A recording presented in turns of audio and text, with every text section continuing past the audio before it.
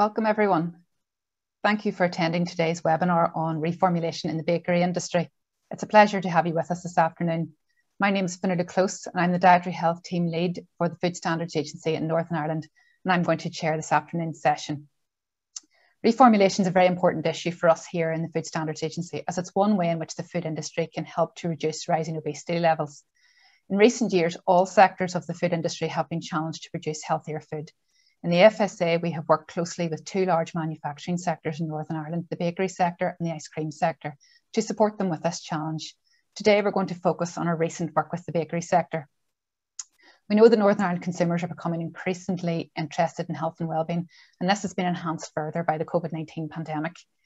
Reformulation offers businesses the opportunity to meet this consumer demand by making small changes to the food they provide, leading to a reduction in sugar, salt, fat or calories.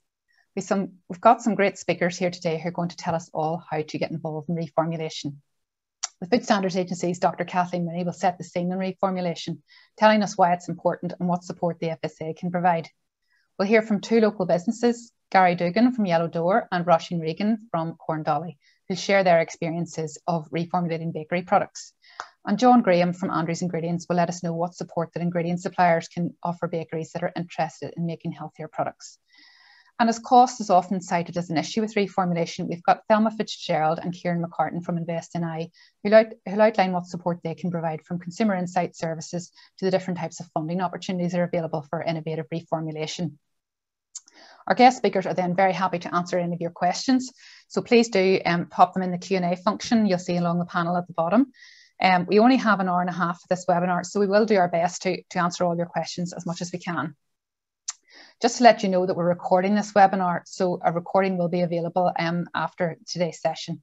Please also feel free to share your attendance at today's webinar on your social media channels using the hashtag FSA Bakery Webinar.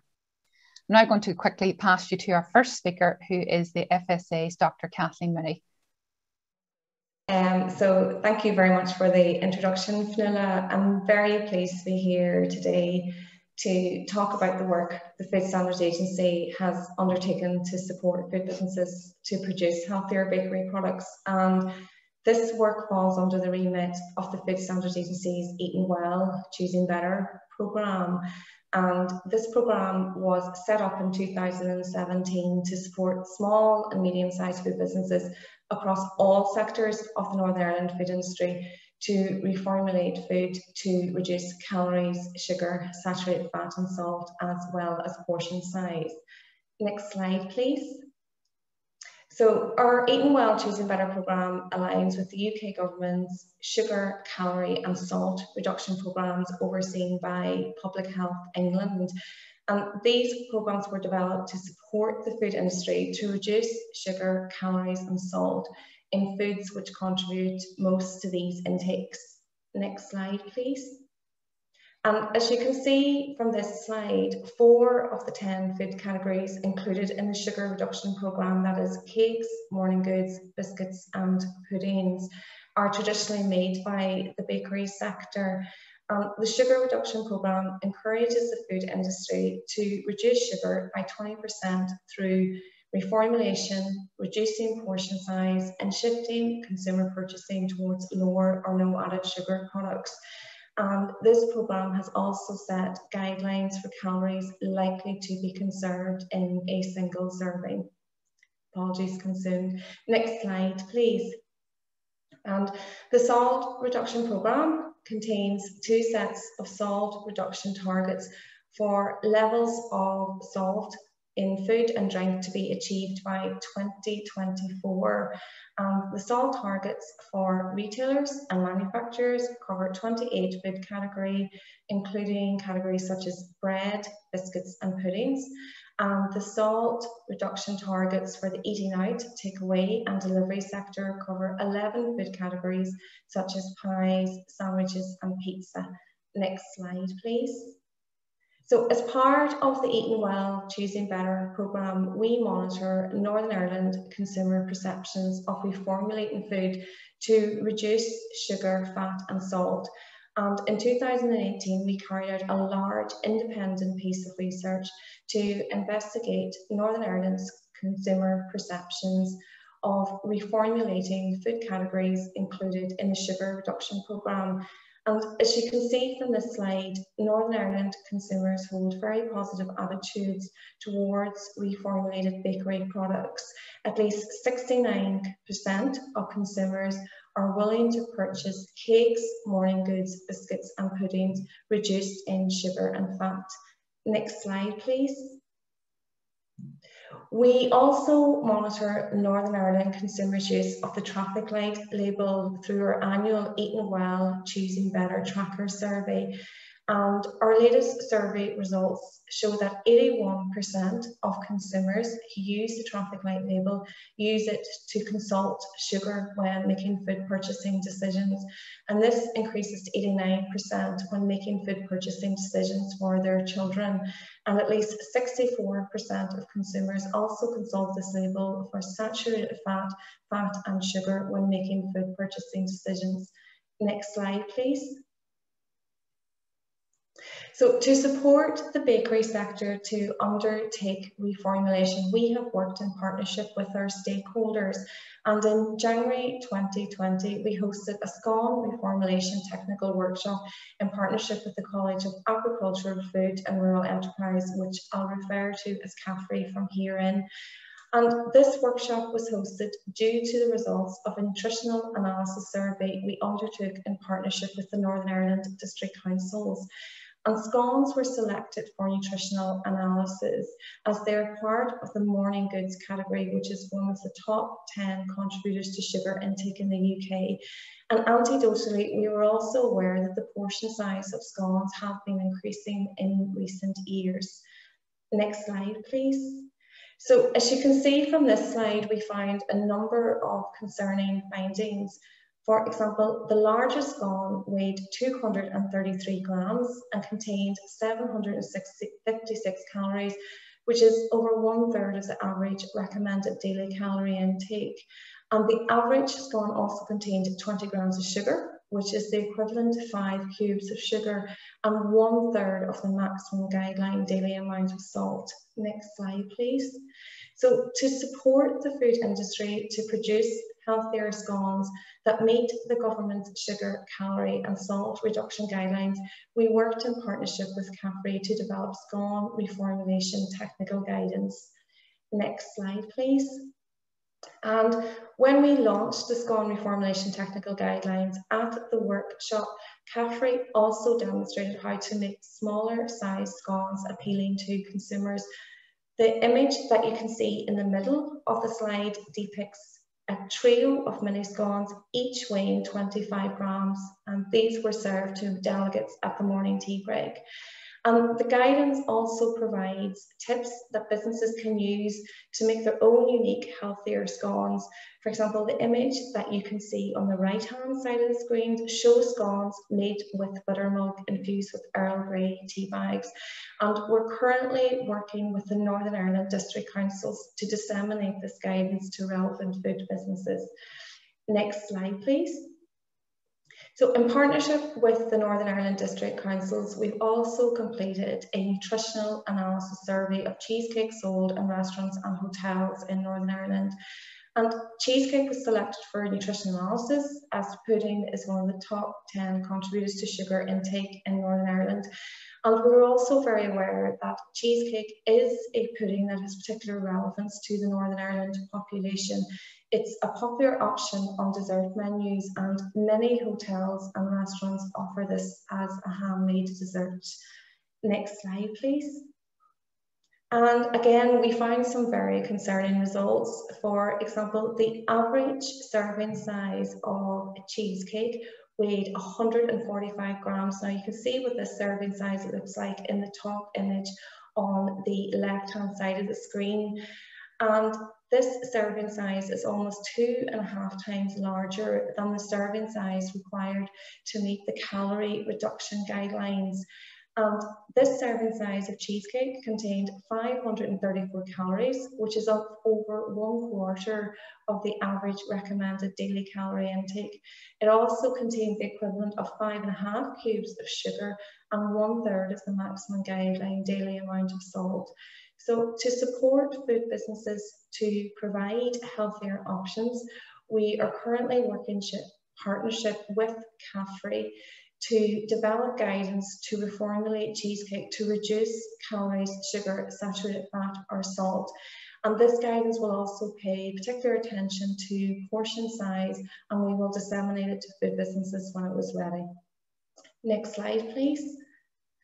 And finally, we also initiated a project to complete reformulation trials in partnership with the Northern Ireland bakery sector. And the food technologist who was working on this project was progressing very well with the reformulation trials, but unfortunately the trials had to stop earlier than planned due to COVID-19. And we're absolutely delighted that Gary Dugan from Yellow Door and Roisin Regan from Corn Dolly Bakeries are here today to talk about their experience of taking part in the project. Next slide, please. So to conclude, we know Northern Ireland consumers hold very positive attitudes towards reformulation, and they do expect government and industry to work together to help change their food purchasing behaviours. The bakery reformulation project demonstrated there is a lot of appetite among the sector to take part in reformulation, and I hope that this short presentation gives you an insight into some of the work that the Food Standards Agency has undertaken to support businesses who want to engage with reformulation. Next slide, please. So thank you very much for your time and for listening today, and I'd be happy to answer any questions that you may have at the Q&A panel. Thank you, Kathleen, for that really useful background to reformulation. I think you've set the scene really well for today's webinar. I'd now like to introduce two local Northern Ireland businesses who are going to share their first-hand experiences with reformulation. Kathleen's already mentioned them. Just like to say welcome to Gary Dugan from Yellow Door and Roisin Regan from Corn Dolly. Welcome, Roisin and Gary. Good afternoon, folks. Thank you very much, Fionnuala, and the guys there for that fantastic introduction. So yeah, as you know, I'm Gary Dugan. I'm part of the Yellow Door family. The Yellow Door includes, we have a couple of our own delis, we have a large outside catering company, and we have a standalone bakery, which I have the pleasure of being the manager of. We pride ourselves very much on our quality across the three aspects of the business. In bakery terms, we are a total scratch bakery, making real, honest bread and patisserie daily, 24 hours a day, pretty much using the best local ingredients that we can source. Business was started, just to give you a bit of background, business was started 28 years ago by my cousin, Simon Dugan. At that stage, the bakery side of the business was primarily to support the, or to make products for our own deli and to our outside catering operations, which it still very much does today. But now we supply into the food service market as well. Again, as I said, supplying fresh bread, desserts daily through our own fleet of vans. And also through a few select distributors. Our customer base ranges from hotel chains, independent restaurants, coffee shops, sandwich bars, and soon to be health food shops. We very much aim to work at the mid to high end of the market with emphasis on quality and flavour. Next slide, please.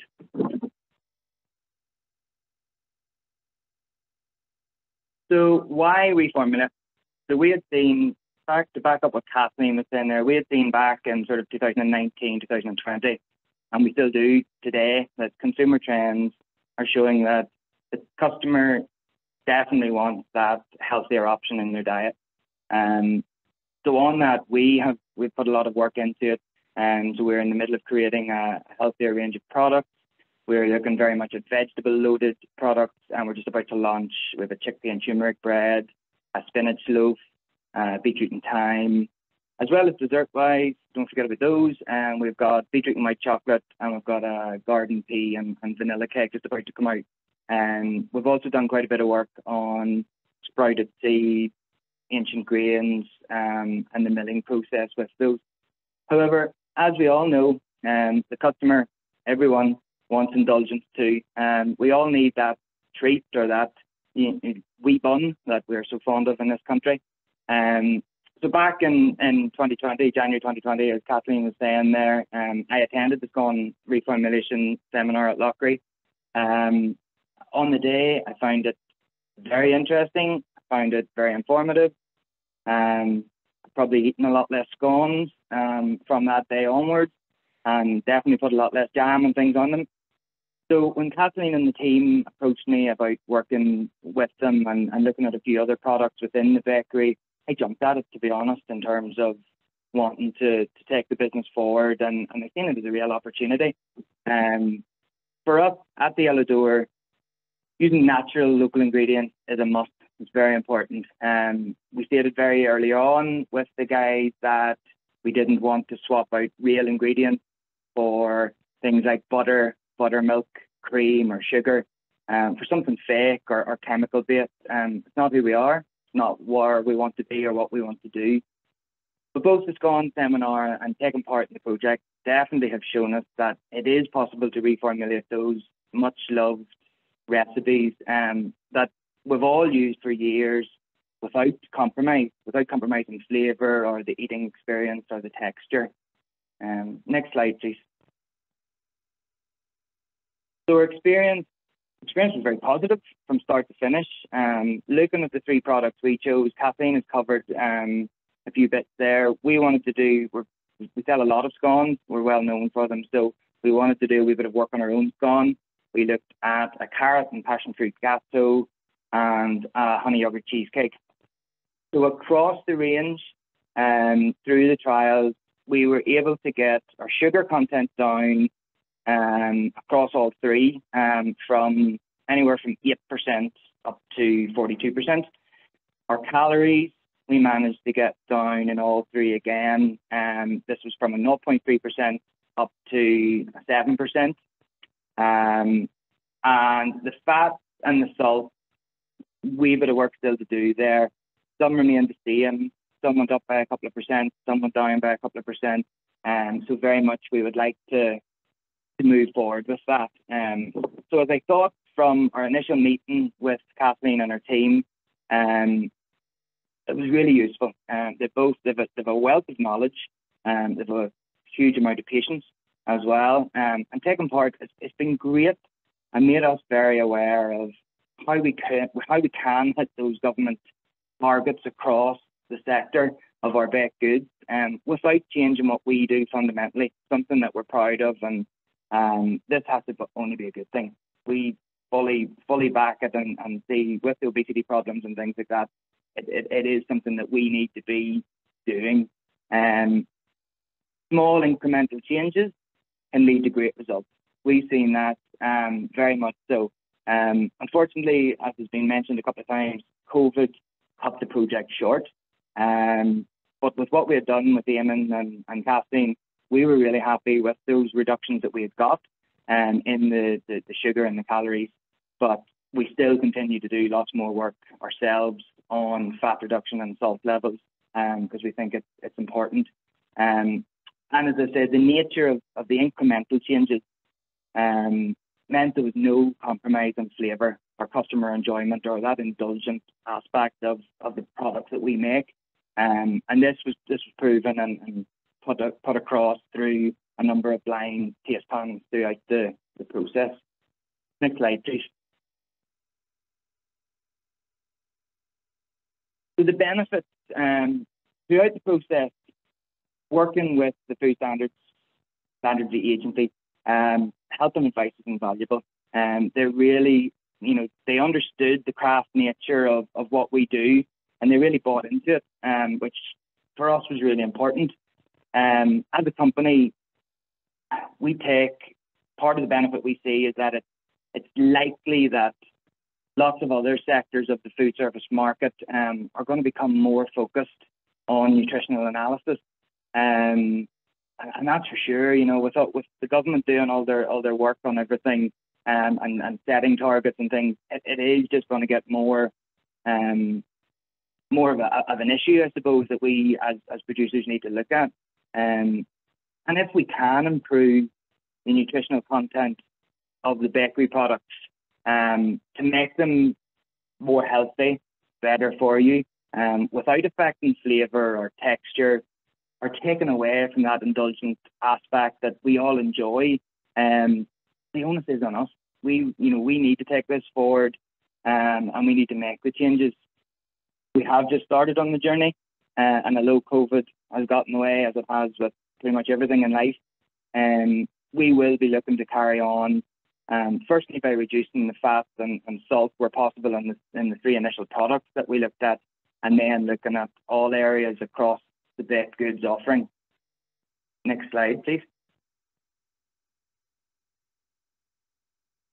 So, in conclusion, what I would advise for someone who's on here today, you're obviously thinking about it, like I did back in 2020 when we went to the Scone Reformulation. So it's obviously something that your company or you are mindful of, or seeing that it's there. So what I would say is, don't be fearful. Change is good. Change can be very good. And small changes in your product can lead to really impressive results, as we've seen quite quickly. Your customers are still getting the quality experience that they want, and they keep coming back and they keep buying the product. And after all, that's what we need. We need repeat business. We need the customer to keep buying it. But if they're still getting the indulgence and they're still getting what they want out of it, what it's healthier for them, it's a win-win. So reformulation for us, very important, didn't have to mean using chemicals or losing quality or replacing things with things that aren't real. We work with real ingredients, which is a unique selling point for us. But totally, we believe that this is a big opportunity for a unique selling point. If we can stay ahead of the curve, keep things moving, we see it as a really big marketing opportunity to customers. So yeah, don't be fearful, get involved. And next slide, please. So very much a message of don't be fearful, don't get involved. It's the right thing to do. And just thank you for listening to me today. I hope you got something out of it. Along with the rest of the guys, we're very happy to answer any questions that you may have towards the end. But thanks for listening. Thanks, Gary. I'm just going to bring in Roisin now from Corn Dolly. Thank you, Finola. Good afternoon, everybody, and thanks for joining us today. So my name's Roisin. I am Quality Manager in the Corn Dolly. This is a bakery based in Newry. It's going since February 1990, and it was founded by 2 brothers, Jim and Anthony O'Keefe, who are still working time-served bakers on the floor every day. We currently have 2 retail shops and we service about 25 wholesale customers. Next slide, please. So this is all about our journey for the reformulation project. So why did we take part? Well, first and foremost, it was a wonderful opportunity to actually work with the Food Standards Agency, to have an experienced mentor. Our mentor was Eamon, who would work with us on a one-to-one and actually lead us by the hand through this journey. It was a great opportunity to provide a healthier version of our favourite products to the end consumer. And it also enabled us then to develop some sort of system that we could go ahead and use time and time again, that we could look at reformulation projects or new products that could go to our end consumer. We do believe this will also increase customer satisfaction. Within the Corn Dolly, we also believe there's a very, very firm responsibility on industry itself to stand over what it produces. We believe with the new research and the targets that's out there from right across the board, Public Health Agency, Food Standards, anything that's coming out, that whenever they're saying this is what we need to move forward in terms of nutrition, that industry has a bit of a responsibility there to try and produce that at some level. And it also provided an opportunity for us to come up with a solution-based pro forma of when issues arose and how we could move forward with those proactively and in a timely fashion. Next slide, please. So what we decided to include in the project, it was primarily fat and sugar we looked at. We have done work in the past in terms of reducing salt in our bread, and certainly back in about 2010, 2011, we looked at reducing salt primarily in soda farls, and we completed that very successfully. So we wanted to look at our best-selling products and take those forward. So with that in mind, it was jam and cream Swiss roll, pancakes and sausage rolls. Next slide, please.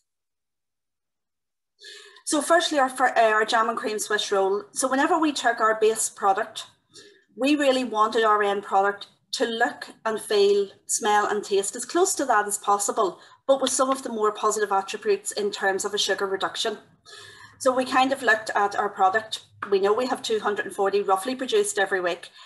We divided it then into the two separate sections. So we had our sponge and then we had our jam and cream. In terms of our sponge, just under the 16 grams of sugar per 100 grams, and the finished product was just over the 31 with a shelf life of 14 days. Next product, please, or next slide, please. Whenever we started undergoing the process, we wanted to keep a really good diary of what the products changed like, how the process was affected and what they looked like. So as we would then have something that we could keep on record and look back on. So as you see from the table, the 5, 10, 15% reduction, the sponge itself doubled in size as you would expect from a traditional sponge. You can see the pictures on the right. However, the 30%, when we reduced by 30% and we put in an inclusion of a different product, not sugar, we can actually see by the picture that the product was actually much denser in texture. We didn't get that same end product that we were looking for. Next slide, please. So in terms then of the physical attributes, again, 5, 10, 50%, very, very similar products. We were very happy with how they turned out. In terms of taste, there was very little difference within the taste, and the visible shelf life was no different at all. The 30% is where we started seeing real differences. The colour, as you can see from the bottom picture, was much, much darker. The batter was much tighter. The volume was only half. We didn't get the same outcome at all. And very importantly, whenever we actually tasted it post-bake on cooling, there was a real grainy texture. You could feel it within your teeth. This did disappear after 24 hours, and this was obviously the salt inclusion where it was actually settling within the product. And again, shelf life wasn't affected. Next slide, please. So based on that, we kind of thought, well, where would we like to take this in terms of to the consumer? So we kind of thought certainly up to 10% would be a very good option for us, as the taste, texture, shelf life was minimally affected. We would achieve this with incremental, small changes over a period of not less than 6 months. And this would help actually train our customers to a slightly less sugary flavour within the end product. We also thought then about cream and jam and how we could look at those either in terms of changing them or adapting them. Now, in terms of the cream, it was interesting that an incident actually came up where we had to look at a different cream inclusion. So we did substitute it. The cream did provide us with a 16% reduction of sugar within it. However, feedback from the consumers was not positive at all. So in terms of that, we've actually reverted back to our originally confectionery cream. The jam we use at the minute is a 50% conserve, and we're not eager to go any less of a fruit content than that. So at the minute, we're looking at up to 10% reduction, but keeping the jam and the cream similar. Next slide, please. Pancakes, very, very popular product within the Corn Dolly, just over 2,000 produced every week. Again, just over 13 grams per 100 grams of sugar, shelf life 3 days. Next slide, please. When we started looking at the reduction, again, our process notes led us very quickly to sort of see how this would mean on the floor every day in baking. 5% reduction led to a very, very light batter. It was very pleasant. 10% was slightly heavier and tighter. Certainly in terms of dropping consistency, we noticed it on the hot plate. It did slow down production slightly in terms of that. 15%, there definitely needed to be a tweak in the recipe there. We needed to add more buttermilk to that just to loosen the whole consistency of it. Next slide, please. So in terms of the physical attributes, again, in terms of visual, as you can see from the bottom slides, very, very little difference in taste, in appearance. In terms of the taste, the crumb structure was very, very similar in all three post-bake. Flavour profile really didn't change that much from the 5 to 10%. Very little change. We thought we could quite easily give those to our consumer and there'd be no negative feedback from it. However, the 15%, very interestingly, was noted by about half the panel that actually a salt profile was coming through where we've reduced the sugar. So that's something we're keen to look at going down the line. Shelf life wasn't negatively affected in any of the samples. Next slide, please. So in terms of pancakes, we've already reduced it by 5%. We're continuing to work that right up to 10%, maybe slightly more. And that's something that's going to be constantly reviewed. Next slide, please. Our third one was our fat reduction, something we were very much looking forward to. Sausage rolls are a very, very popular product.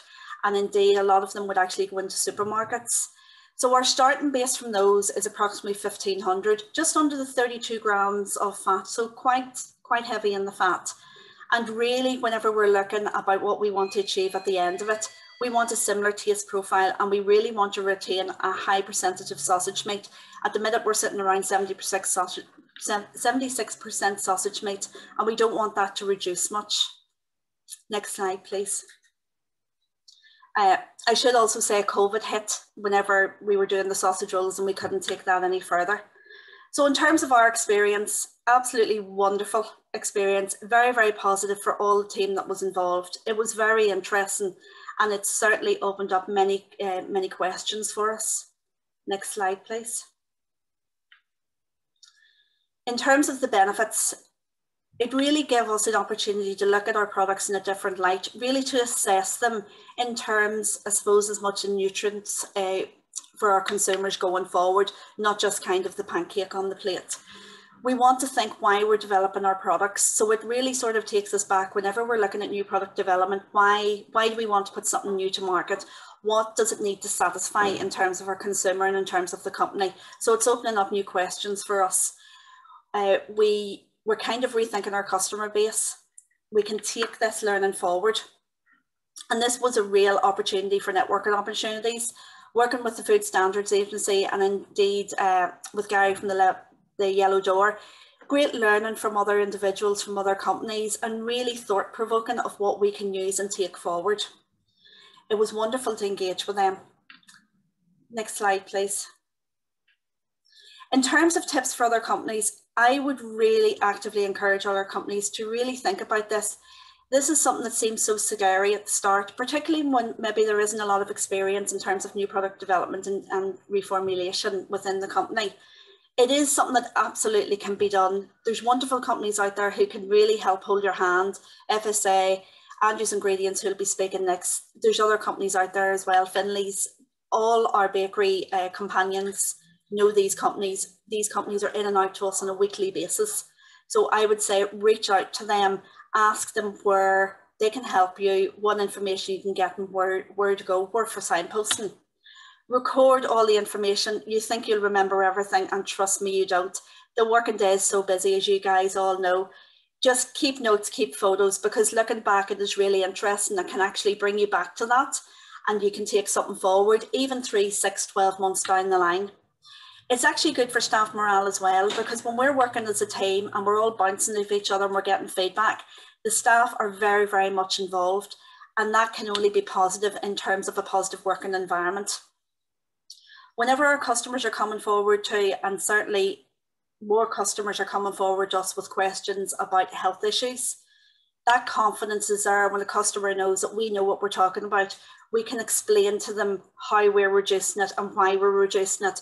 And that confidence is absolutely brilliant, that the consumer is happy to ring us, happy to have that phone call, and they believe they are getting the product that is right for them. Next slide, please. So I would say to everyone, go for it. So in terms of COVID and Brexit, we all felt this within every sector. It really, really impacted at so many different levels. It affected our staffing ratios. And sometimes on a day-to-day basis, we didn't know how many staff we were going to have, like many other places. And it did affect the working practices, because suddenly we had to work a little bit more remotely, a bit more distance. It just affected everything. So that in itself provided new opportunities. We also then seen different shopping habits from our consumers. And we've seen that consumers were buying bigger quantities, but smaller times. So even in terms of questions in freeze thaw, how this works out, this opened up more questions that we had to think about whenever we were reformulating products. Very, very interesting. And then in terms of Brexit, we have really noticed how raw materials have been affected by that. So that, and again, we need to flip in ahead, and we need to show how that can actually be positive. We need to show how we can now think outside the box, how we're using our performers, and we can look at different things, change things about, and be happy and confident that we can produce a product that not only the company is happy with, but also that our consumer is happy with as well. Next slide, please. So our next steps absolutely continue in this journey. We're so excited to be able to move forward with sausage rolls, hopefully towards the end of the summer. We want to do a little bit more work on the Swiss roll and indeed take that down further. We want to look at different flavour combos and absolutely keep listening to our customers, listen to what they're saying, and use that as a signposting for how we can reformulate for what they want. Next slide, please. Would encourage everybody, good things happen when you go for it. Please take that message home. Have the confidence. Every one of you can do it. Trust me, we've been there. Next slide, please. Thank you for listening. Thank you, Roisin. That was really, really invaluable. And thank you to both yourself and to Gary for that very honest and valuable insight on the practical application of reformulation. I know that your experiences will be very, very useful to other bakeries that are listening today.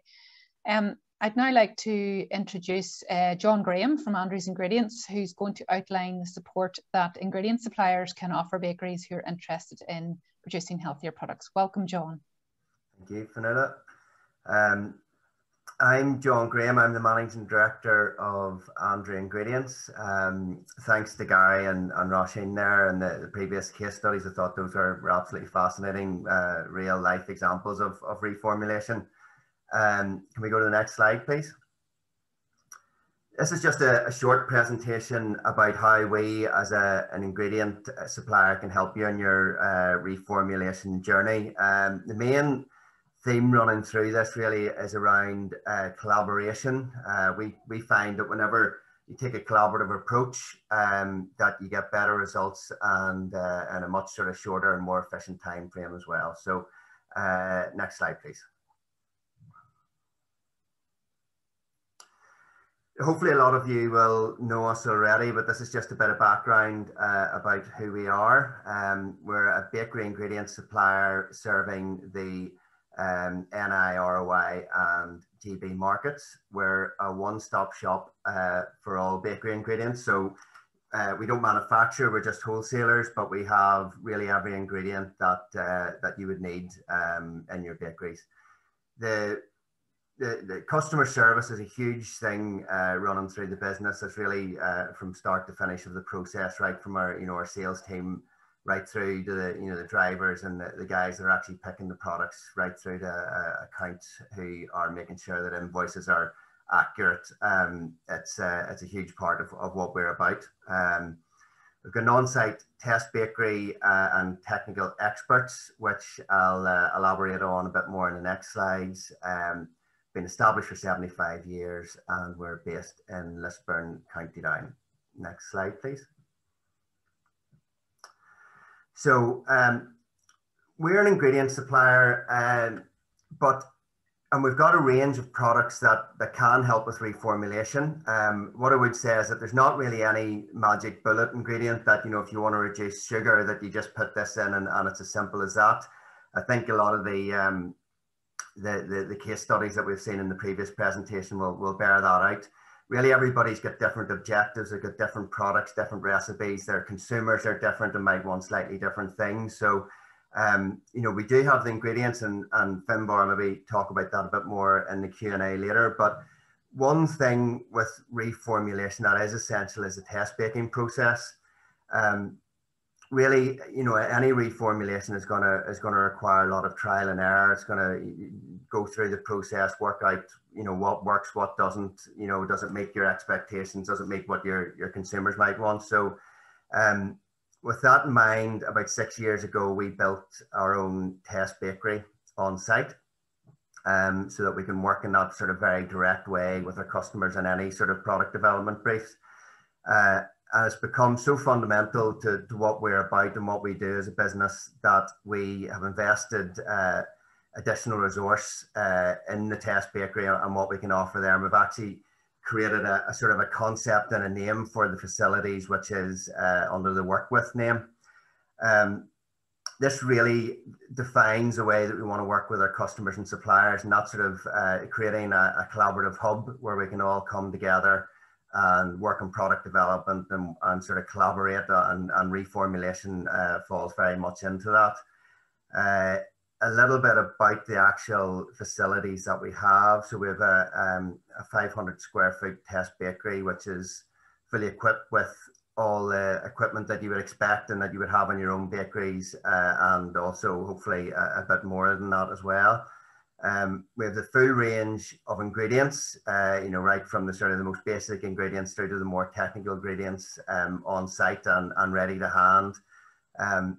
We invested in a sort of an additional space within the Work With facilities a couple of years ago now, which is really sort of a presentation area and really, I suppose, the centre of the collaboration hub, that they actually have a space where we can sit with customers before we start working, that we can really understand what their needs are and what they want to get out of the project. And then it also offers a space after the test baking in order to sort of the test and sort of debrief on what the session has, what the outcomes of the session are. The bakery is run by Finbar Hockey, who is the good looking fella in the picture there. Finbar's a real expert. He's got a wealth of experience. He's worked in industry, he's worked in MPD, and he's been with us for about 8 years. So our customers really enjoy working with Finbar and get a lot out of sort of the wealth of knowledge that he has and the support that he can give. So I'd encourage you to take advantage of that and make contact with Finbar if you haven't already. Next slide, please. So Work With reformulation. So what can we offer you as an ingredient supplier on your reformulation journey? The big thing that we get feedback about is the ability to come to the Work With facilities and get headspace. You'll all know from working in the bakery, it's very hard to do any type of MPD within a busy production bakery, and to actually manage that in a sort of an efficient way, and to really allow yourself to be creative and thoughtful about what you're doing. So this is a facility where you can come, you can take time out and come and really focus on the project that you want to do. All the ingredients are on hand, and the ideas and the information flow, everything is here, so that whenever you're here, it's very efficient. There's no back and forth, asking for ingredients and samples. It's all here. The technical expertise is here and the experience is here with Finbar to actually be able to make the whole process much more efficient. Something that sometimes is underestimated whenever it comes to reformulation is the amount of baking that you actually have to do. And I think you'll see from Roisin's presentation that there is a lot of test baking that's required. Even if it's a very simple thing that you're doing, which is just reducing the amount of sugar, you still have to bake off a lot of samples, and you need that capacity to be able to do that, and to try and do it efficiently. We have the baking capacity on site to be able to do that, and it means that rather than trying to fit your reformulation projects in and around your normal production days or staying on later, that if you come and spend a day in the Work With facilities, you can actually really get through an awful lot of work. And the same goes, again, Roisin touched on it, in terms of actually recording the outputs of what you're doing. I think if you're working off site, it gives you much more freedom, or much more you can be much more methodical in the way that you actually record your results, and I think that's a big benefit of working with us. Next slide, please. So Work With is really all about collaboration. You've heard from previous presentations there that this is that reformulation is a journey that you don't have to go on alone. There's lots and lots of support out there.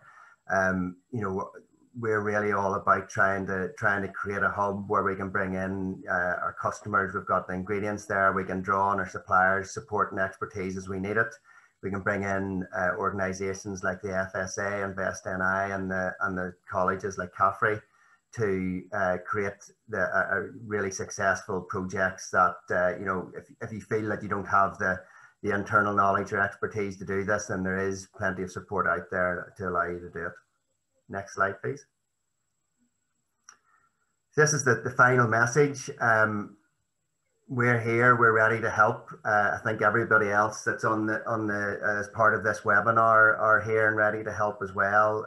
You know, a combination of ourselves and our suppliers and industry partners, the expertise is there, the ingredients and the facilities are there to allow you to take the plunge and go for it. So I'd encourage you all to make the most of it, and good luck.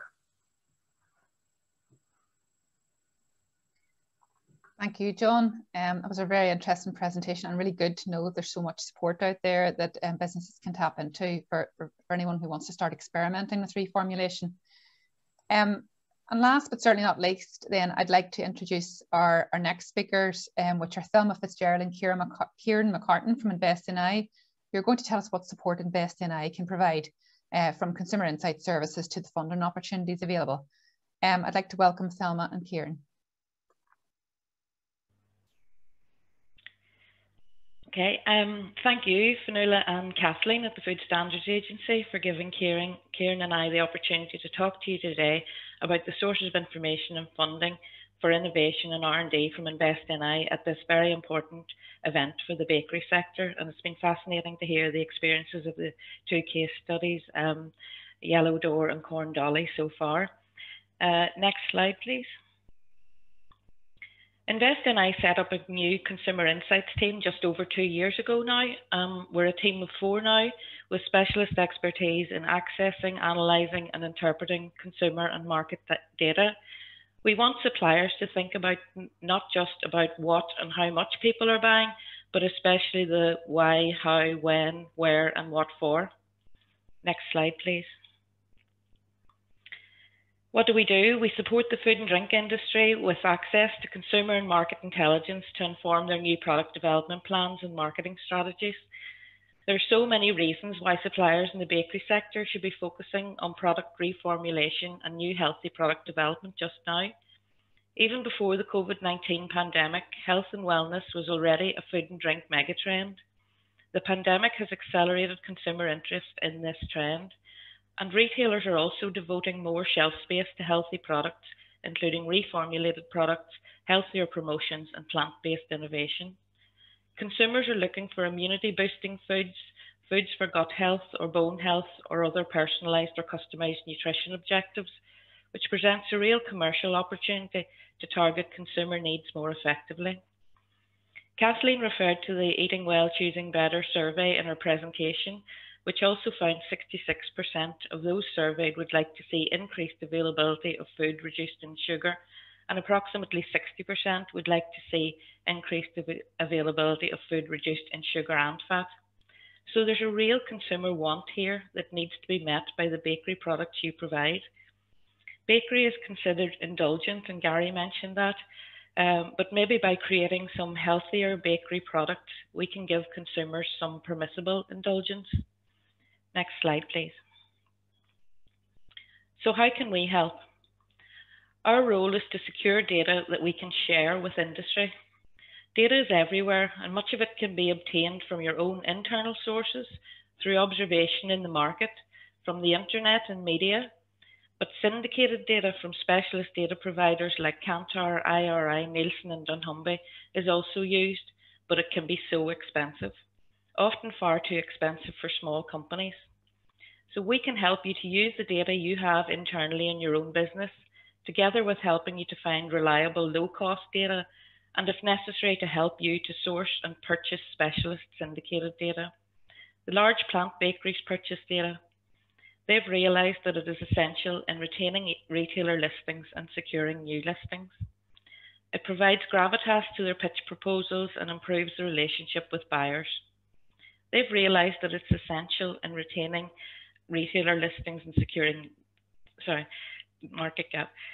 Smaller companies don't have the resources for data purchase, so Invest NI is sourcing various data platforms that they can access through our team.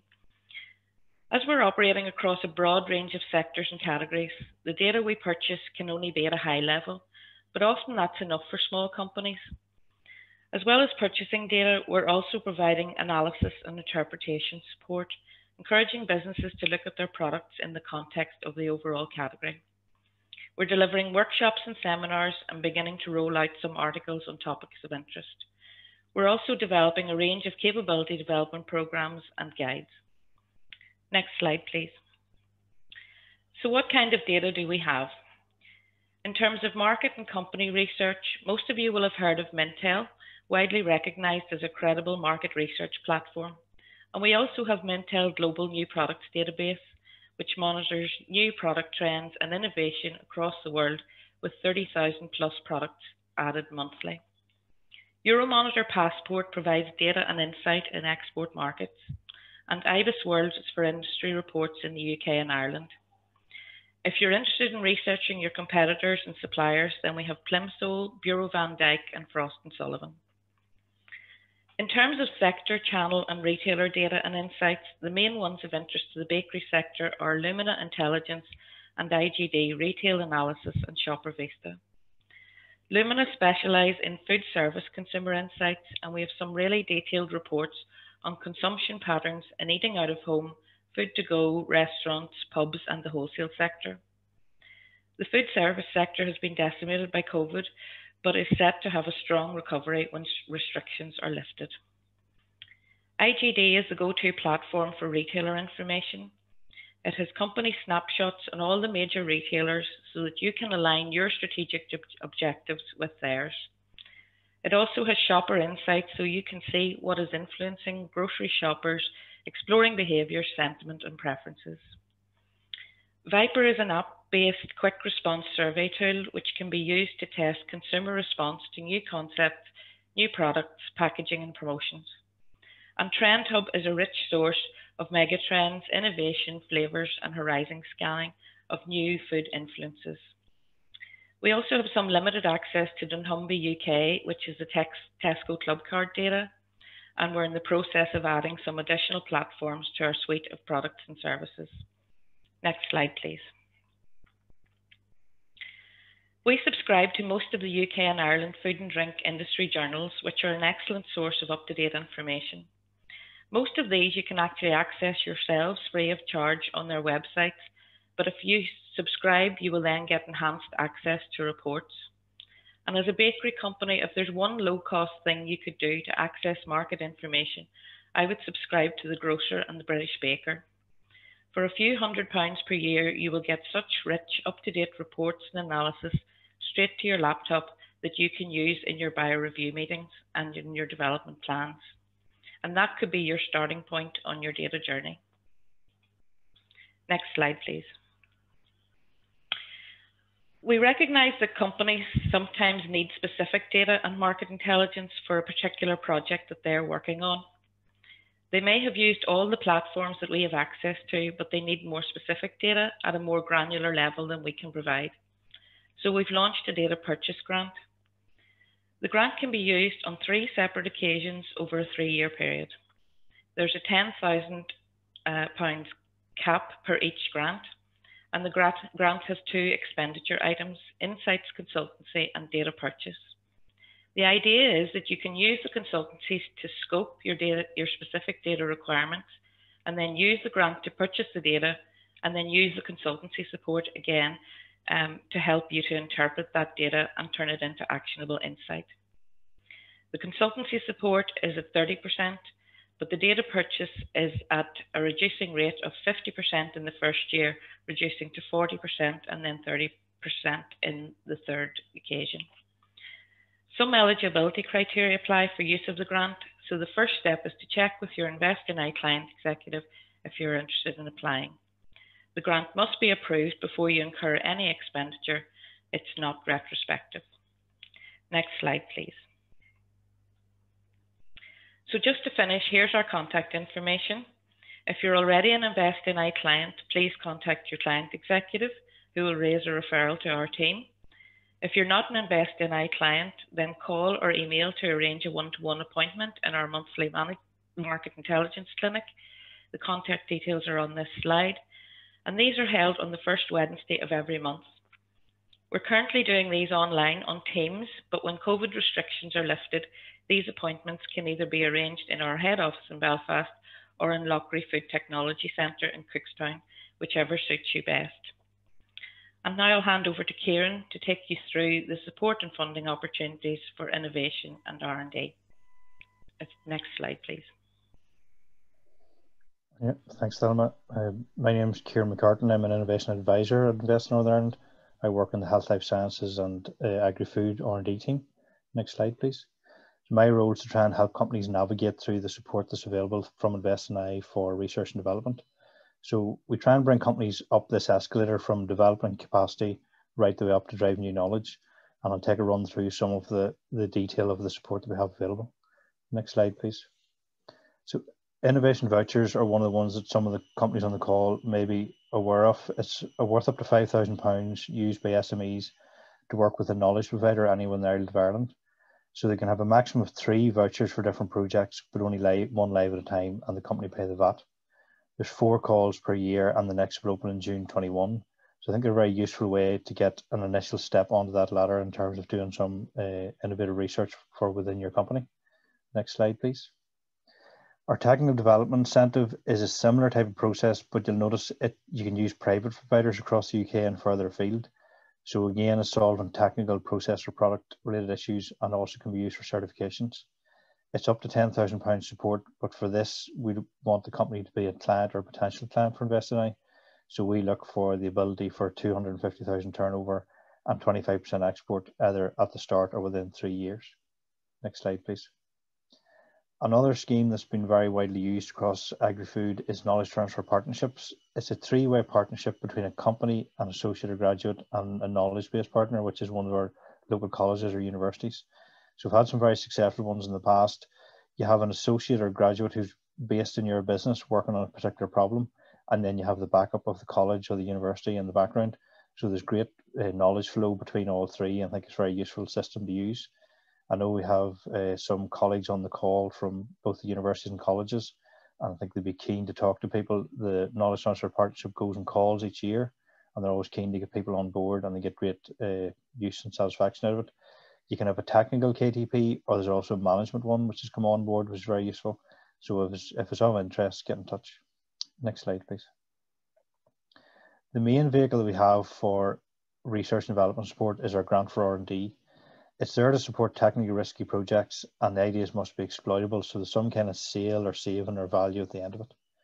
It is, as Thelma mentioned for her support as well, it's future work and not retrospective, and it needs match funding, and the support is discretionary. It's subject to Invest NI's decision. Next slide, please. So the scheme is broken down into a project definition for SMEs or larger companies if they're collaborating, which is planning out what your process is and what you want to do, and then a streamlined application up to £50,000, and then our main grant. So the rates are based on company size and level of innovation, but you create the project theme, not us. Next slide, please. So an idea of the eligible costs that are in the scheme: internal labour, external consultancy and subcontracting, materials and equipment depreciation or lease, and trials and testing and travel. And if there's intellectual property for SMEs only. Most of the food companies we deal with, it's internal labour and materials are the 2 big ones, and sometimes a bit of external consultancy. So these are eligible costs if you're doing in particular like a reformulation. So next slide, please. So in addition to that support that has been outlined, there's ongoing Innovate UK calls. There's R&D tax credits. If you have undertaken research and development in your business, talk to your accountant and make sure you're availing of those. And there's wider European funding like Horizon Europe. So it's makes you look around and see what's there. There's plenty of local support and there's plenty of international support, and you get whatever support you can to help your business through this. Next slide, please. And finally, we have a wide amount of businesses on our information online. So our NI Business Info and our Business Help Desk as well, you can call in, but they cover a lot of areas that are very useful. I think people use them quite heavily coming up to January when new regulations are coming in. And they're good for up-to-date information, and it's helpful for the business in a wide range of areas. Last slide, please. So thank you for your attention. I think we're going to move into the Q&A now if there's any questions, but my contact details there at the bottom. If anybody's any detailed questions, feel free to get in touch after. Happy to chat. Thank you. Thanks very much, Kieran, and thank you to Thelma as well. Lots of very useful opportunities there from Invest in I, and I know businesses will be very keen to explore them further. I'd now like to invite some of our presenters back into the webinar to answer any questions from delegates. If I could invite back Kathleen Mooney from FSA, Carrie Dugan from Yellow Door Bakery, Roisin Regan from Corn Dolly Foods, Thelma Fitzgerald and Kieran McCartan from Invest in I, Finbar Haughey from Andrew's Ingredients, and Deborah Winnery from Caffrey. Now, Finbar and Deborah didn't present today, but they do have a wealth of experience in supporting businesses with reformulation, so I know that their contribution will be very valuable to discussions. Thank you for all your questions. Please do keep them coming. We're just going to start off with one maybe for Thelma. Thelma, just you picked up one there that about consumer behaviours developed during the pandemic. Could you tell us a wee bit more about that? And do you think there's any of those behaviours that might stick around? And how do you think then this will impact the key trends in the bakery sector? Yes, thanks, Vanessa. Thanks for that. Yes, there have been some behaviour changes. It's been quite a year in terms of shopping behaviour changes and consumer behaviour with COVID pandemic. We started off with all that stockpiling at the start, but eventually it settled into, sorry, I'll just put my video on, started into a pattern. Health and wellness certainly looks certain to stick and potentially gain more importance, which is good for the focus of this webinar today. Online shopping really increased very significantly during the pandemic and is thought to be around 15% at the minute. And whilst it might drop back as confidence to return to shopping returns, it looks likely to remain at an increased level. I think the other interesting thing was that original and local specialty products have benefited from the shop local trend during COVID. And consumers are looking for something a bit different to brighten up their daily lives at the moment. The other thing is premiumization and affordable luxuries, and they're things that tend to be benefit in recessionary times. And the other key thing, I suppose, in the bakery sector was the move towards wrapped bread and individually wrapped bakery products, and it looks like that may continue, but maybe the sustainability of the packaging or the sustainable packaging needs to be taken into consideration. So I think now is the ideal time to make your products luxurious, but with those healthy ingredients that Gary mentioned very much in his presentation, some of the new and novel ingredients and the things that have immunity boosting properties, and adding those into your bakery products. Thank you, Thelma. That's really useful to know. One thing I suppose that maybe wasn't touched on as much within today's presentations was portion size. And I see there's a question in there. Maybe we could put that to you, Kathleen, about how important is it for food businesses to consider reducing the portion size of food, and where does that fit with reformulation?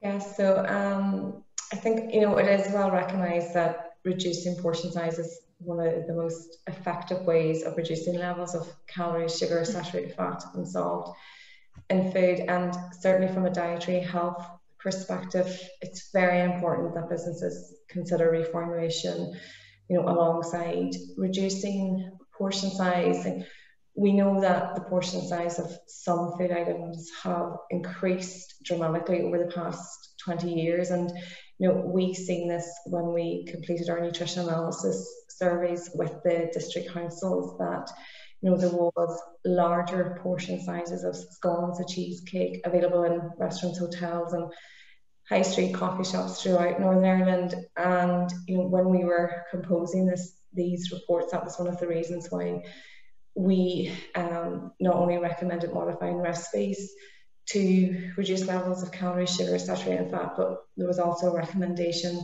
to reduce portion size, as there was evidence there that there was a very strong correlation between larger portion size and higher levels of calories, sugar, saturated fat and salt.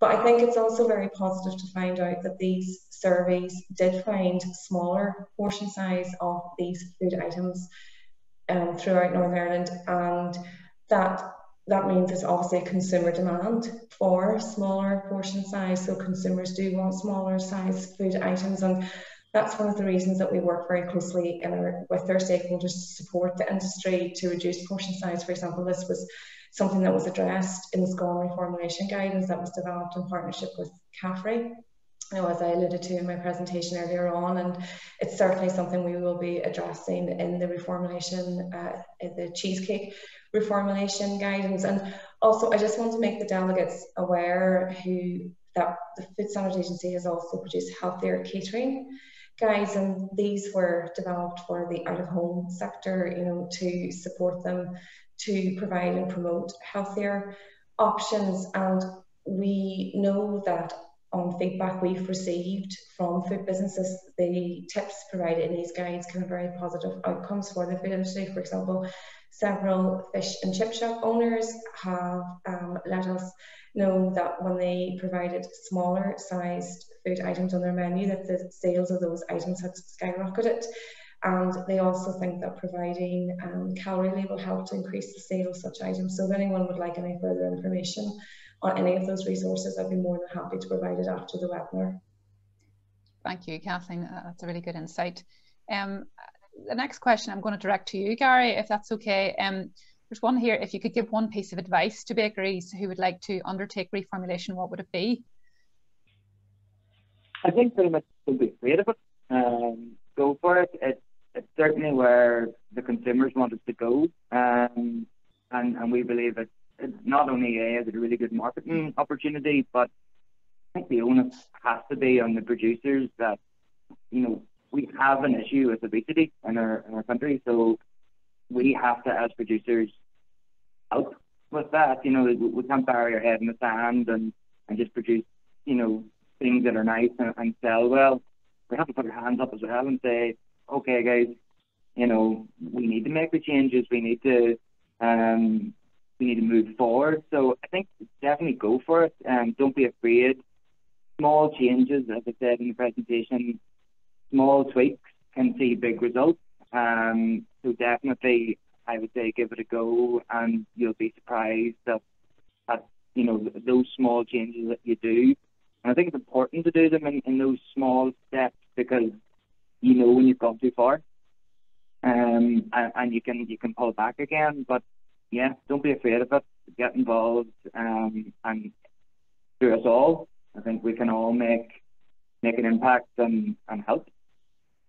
Thank you very much, Gary. There's another question that's come in here that's very specific to the FSA, Kathleen. I'll bring it back to you, and then I'll try and leave you alone after that.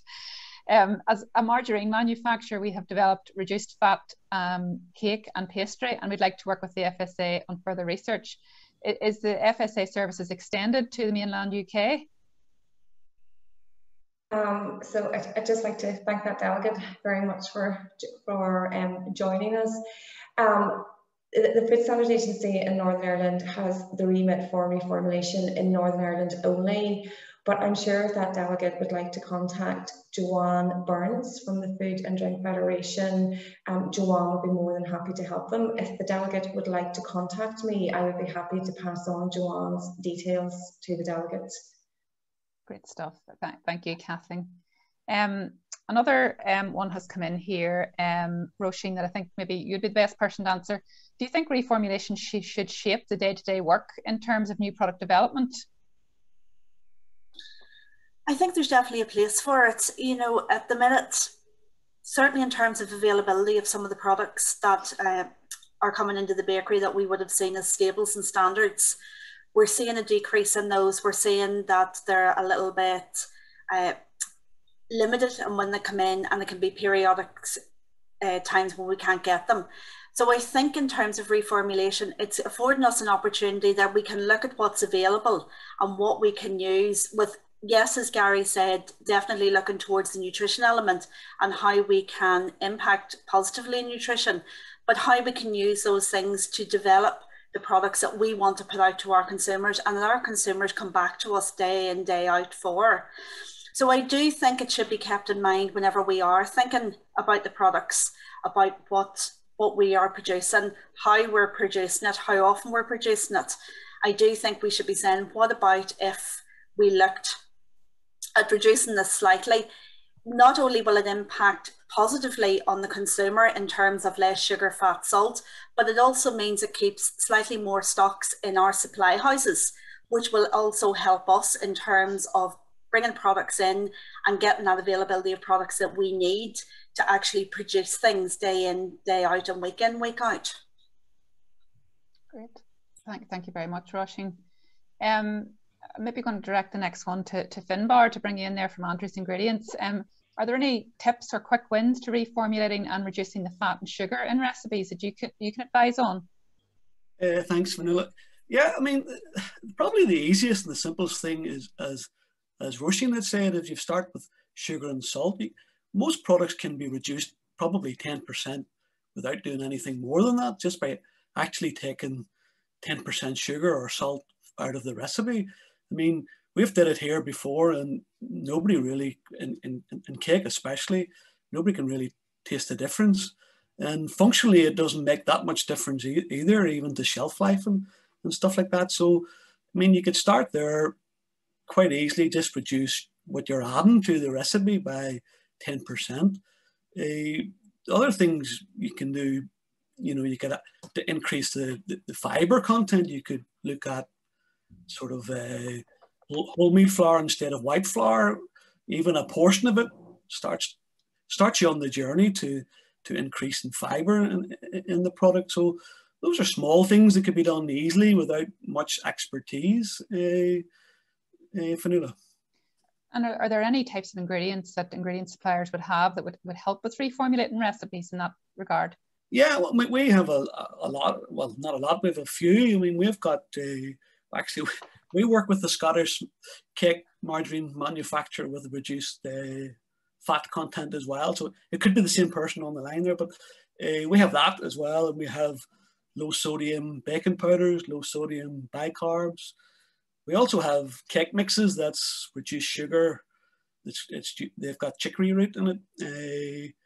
We've got frostings that's reduced sugar, and then which we don't carry on site, but we have access to companies that have enzymes that then, you know, if you want to go that technical down the line, that can reduce fat and that type of thing. So we've got access to all of that here. Yeah.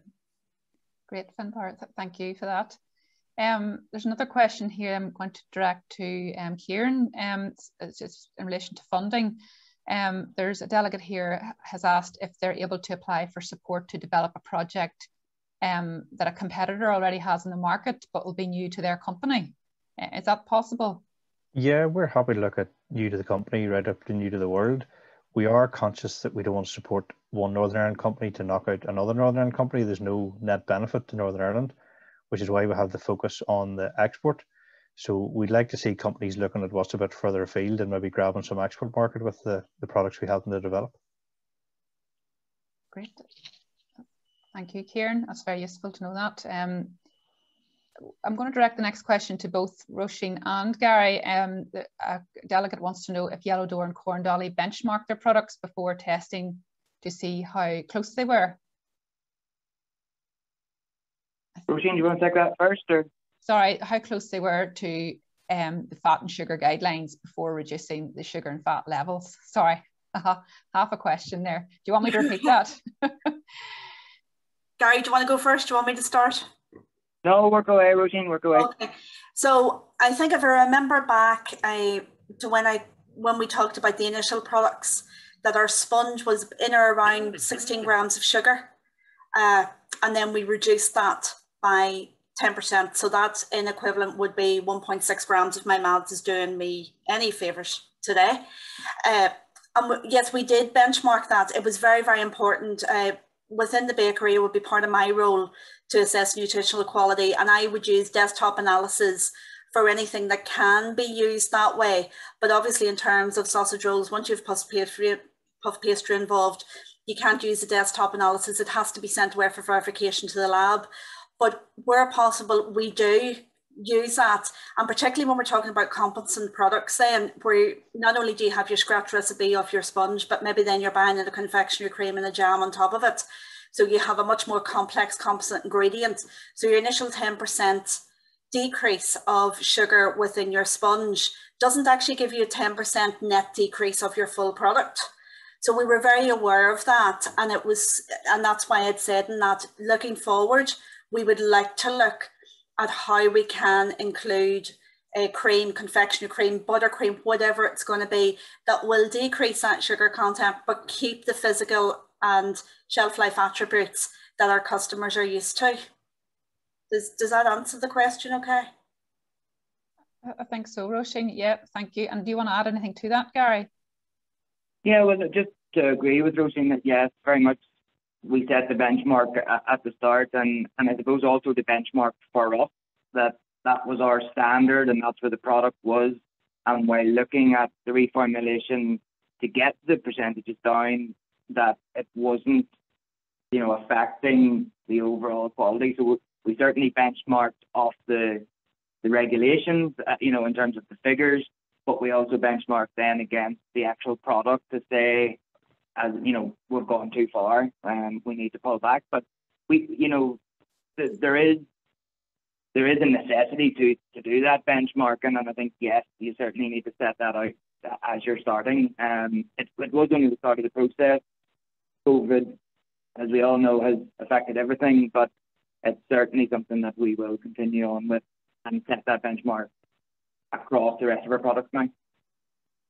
Thanks. So can I just add to that then? I'm sure, Gary, you'll agree with this. Whenever you're going through the trials, in your head, you kind of maybe have a figure or an end goal that you would like to go to. Like certainly whenever we said we'd like to go up to the 10%, but it is so important, we felt, and I think you agree, Gary, that it is done incrementally. So although in your head you're going, right, well, I'm going to have an end goal here of 10% decrease at the start because we're getting minimal impact. It is about those little changes to get to that. So as a consumer doesn't feel they have a totally different product, because we're very aware that when it's us doing the tasting and testing, we're kind of used to the product. Our consumers have different taste profiles to us, and we have to be very, very aware of that. We have to allow for that whenever we're doing this decrease and also bringing it then to market. Would you agree with that, Gary? Totally. No, 100%. Roisin, it's very important, yeah. Thank you.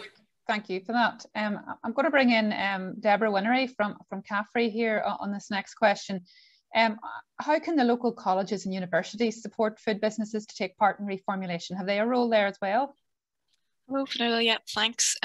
Yeah, we can help support food businesses as well. Just obviously, as John has already mentioned from Andrews, it's really working in collaboration with everybody. I'm sure we've established today that there's lots of pieces in the jigsaw. So really from our side, in terms of working with the colleges, it's around, the facilities. We've obviously got pilot scale equipment here as well, where you want to maybe come off site, as it's easier to sort of work in small batches as well, and we can work in contacts with the ingredient suppliers and everything too. And also even support from our food technologists as well, even just on advice, or even planning out. We find that when people come to us to reformulate, it's even just sitting down to have somebody to help them plan out as to how they're, what they think, like an extra pair of eyes. We can help from that front.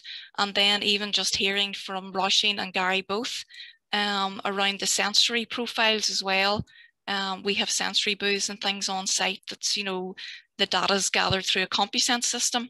So it's very good to capture as many different profiles as possible, just to get, the flavour right in your products. We can benchmark against, the original product, or even if you're going up in small reductions, like it is advisable to start on, a small reduction at a time, because then you know where your limit actually is. So we can, it mightn't seem much between 5 and 8% or 8% to 10%, but actually gathering data around that.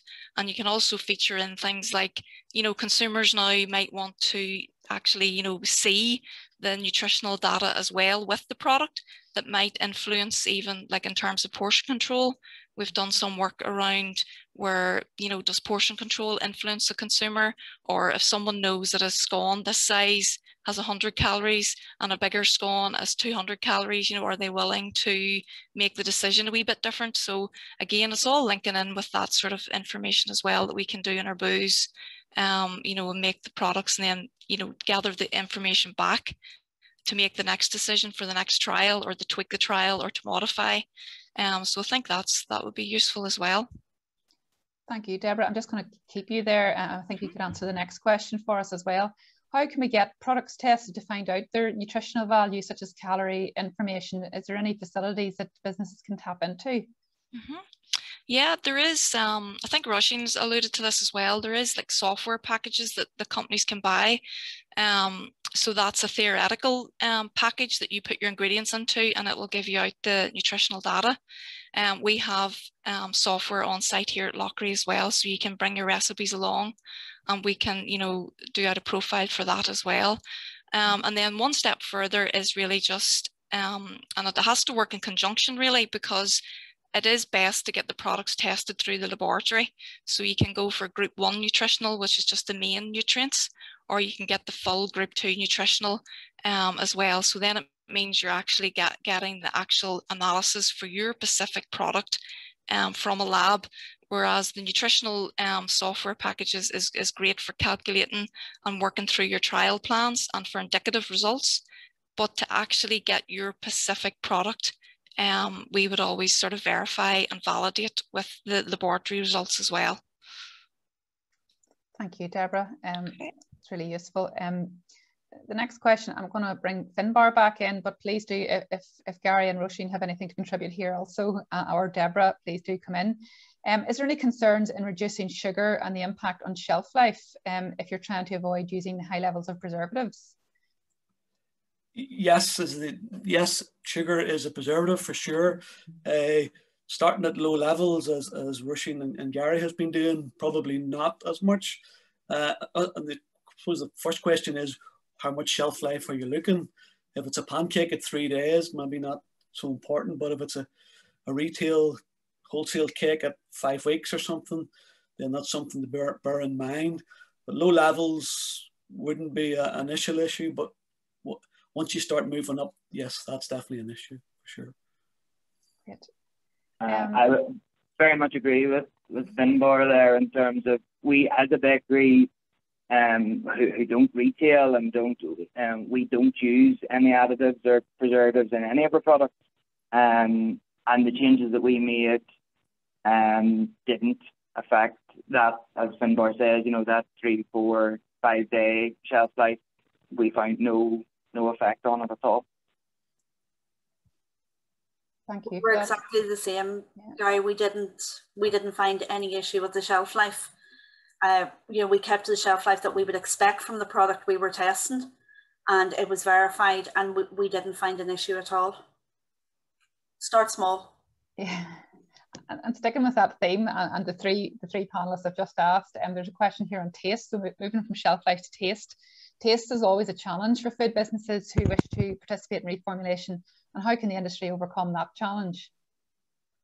I think Roisin alluded to earlier, it's small steps again, and sort of start a 6-month plan or whatever, you know, so you start small and decrease slightly if it's sugar, for instance, then you're weaning your customer nearly onto it.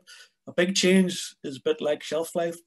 People will recognize right away. So it's a small steps again. It's just really keeping it small and incremental. You know. The one thing I would add to that, Finbar, is whenever you're doing taste analysis, have as many people taste as you can. Everyone's taste buds are very different. Some people have sweeter teeth than others. And I think that's so important. You know, we have an idea who our consumers are. We kind of know what sells well, and from that you can have an idea of how sweet the tooth is. But really, as we found, particularly in our 15% reduction in our pancakes, for some people that salt profile was coming through, for others it wasn't. So it's that sensitivity to salt and sugar. Different people will carry it at different levels, and it's really important you get a broad range of views whenever you're testing your products, that you can really get that breadth of experience and, you know, breadth of different opinions to really inform you of how you can move forward then and take it to market. Thank you, Deborah. I think that's really important advice. The small steps. I suppose that these levels went up slowly, and then customers have become accustomed to it. So if we're going to bring those down, they'll have to come down slowly as well. So that's good advice. Thank you for all your really interesting questions and the discussion. Unfortunately, we're now out of time, but I'm sure you'll agree that there's been some really useful information provided by our panel members, and I hope it answers most of your questions. I just want to say a big thank you to our guest speakers and our panel members whose contribution to the webinar has just been invaluable. And thank you to all our delegates for attending the webinar today. I know it's really difficult to take time out of your busy schedules to attend webinars, so we really do appreciate you logging in to listen to us today. We hope you found the session useful. I think your engagement with the panel discussion demonstrates there's a lot of interest here in reformulation. We hope today's presentation showed you the wide range of opportunities and support that's available for businesses to reformulate. The experiences of Corn Dolly and Yellow Door with reformulation show that it is possible to make changes to bakery products without impacting on the taste and quality. So thank you for that. We also hope that the consumer insight data has been useful in demonstrating how public interest in health and wellbeing continues to increase, and with that, the demand for healthier food. So I think it will be an interesting challenge ahead to see how businesses can rise to this challenge of producing reformulated products and healthier products. Here in the Food Standards Agency, we're always happy to hear about any successes that you've had with reformulation. So, and we do collect case studies of good practice. So please do get in touch with the FSA's Kathleen Mooney if you've had any reformulation successes, and we can add you to our case study collection. Lastly, the link to the evaluation should be appearing now anytime on the navigation menu on the left-hand side of your screen, and we'll also be circulating a link to the reformulation straight after we close this session. It's really important for us to hear your feedback because we'd like to know how we can improve these sessions, and we want to know what worked well or not so well. So a recording of this webinar will also be available for you to share after this session with anyone who may have missed it. Thank you for joining us today. Thank you to everyone. And that's the end of our session. Thank you.